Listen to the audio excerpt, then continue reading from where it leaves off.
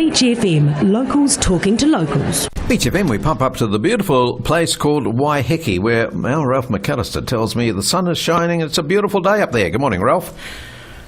Yes, believe it or not, I'm sitting outside on the deck looking down on Palm Beach, and there's not a cloud in the sky. I think it's slightly different down your way, isn't it? Just a little overcast down here with a wind of around about 40 k's and Wellington 85 k's. So that's okay. We don't mind, Ralph. You just keep telling us about the good weather. Hey, did you get through that storm on Tuesday night up there in Auckland? Yes, it was a bit scary, Nigel, and we were very lucky in terms of Waiheke. It's quite a few minor slips and so on, but Auckland, as you know, got hit the worst, and there are still pockets where power hasn't been restored, and, you know, that must be tough, particularly when you're getting to a certain age, you know, yes. that you know, water and electricity is important to you, you know. Yes, that's dead right, Ralph. But anyhow, it's a big wake-up call for Auckland. They've got to get prepared for emergencies like this, and it could happen any time again too, I suppose. I suppose, yeah. It's just, I don't know about you, but I get very sick hearing, we must make sure this never happens again, you know. Yeah.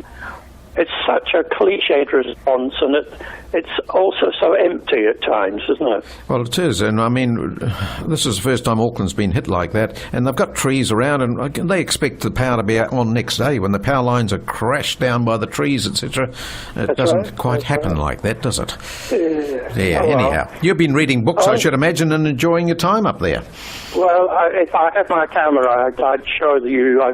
I've got 12 on the kitchen table, yes, which I've read in the last couple of weeks. Yes. But I seem to have hit on a run of war stories or, you know, that period in history. Yes. And I thought when I picked up this one, The Boat Runner by Devin Murphy. Devin, sorry, who was that? Devin? I thought, oh gosh, here's another one set in the war. Yes. But I bring this to your readers' and listeners' attentions because it's a very fine piece of work. It's about a young 14-year-old Jacob Koopman, who's Dutch, and it's set in 1938, 39, and his family are very wealthy, and to keep the contact with the German manufacturers that his father's light bulb factory is sending stuff to, he sends his two younger sons to a Hitler youth camp so that it will help him get business for his factory. Well, of course, Jacob loves it. He loves the camp, and he gets all excited, and he wins medals, and he gets swastika daggers as presents.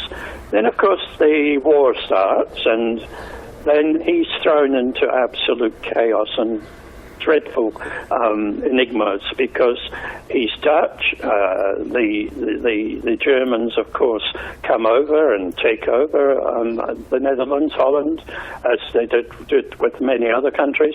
And he is on the side of the Germans for a while as he's growing up. And I like it particularly, Nigel, because it's a sort of coming-of-age novel where he tells the story, you never deviate from him, and so you go through about 4 or 5 years with him when he's in France, he's running away from this, he's becomes a spy with his uncle. It's a really interesting take on loyalties and divided loyalties in particular. And of course it's not without a great deal of tragedy in his young life. And it's how, with fortitude, he survives because he tells the story. But most of his family meets rather difficult and sad sort of endings. But I would recommend it to anybody who's a bit sick of war novels. This is one with a very, very distinct difference. It's beautifully written. Devin Murphy is this is his first novel, though he's written a lot of work in essays and things. So I would recommend The Boat Runner, which I know is in shops now. very, very highly. As one, I started with a great deal of somewhat cynical trepidation, and I finished feeling I was very glad I went through this experience with him. Right. Now, this book, has it got a cover on it with Amsterdam and the canals on it? Do you know? It's I think, one of the smaller places outside Rotterdam. They're set in a small village just outside Rotterdam, so yes. It has got a cover like that. I don't think it's Amsterdam. It could be, it could be, but 1938 things would have changed, not 39. Yeah, but it's certainly worth exploring if you've got the time. Sounds a very interesting book, The Boat Runner by Devin Murphy. Hey, Ralph, thanks very much for that. Well, don't get sunburnt up there today. I've got the lovely Kathy Jones coming to a morning tea after her successful run with Switzerland. Yes. So I'll probably sit inside with her and then go for a walk on the beach. Yes, a terrible life I'm leading, aren't I? She'll need a rest after that wonderful show, Switzerland. Gosh, it was fantastic. I really enjoyed that one. So you can pass my thanks on. I did thank her after the show, but you can mention it again, Ralph. I will indeed, Nigel. Good on you. Thanks, Ralph. Ralph McCalister with his book review this morning. 106.3 Beach FM.